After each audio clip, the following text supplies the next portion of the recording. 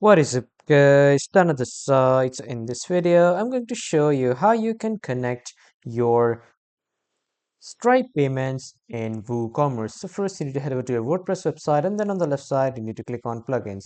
From here, you need to just search for the plugin of WooCommerce. And after searching here, you can see the WooCommerce by automatic extension. Simply click on this. And after that, here you could see the button to add or install. Simply click on this upgrade and activate, or you can just install it or download it. And after that, when the WooCommerce has been installed and upgraded, here you need to get back to the search bar and then you need to search for WooCommerce for Stripe. And after that, you need to hit enter. After hitting enter, you will see the WooCommerce for Stripe.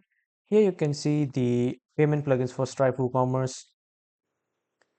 Click on this extensions and then download this extension, and this will connect your WooCommerce to Stripe. And after that, you can just connect all the Stripe details to your WooCommerce and then you can use it. So that was all for this video, everyone. Thank you for watching.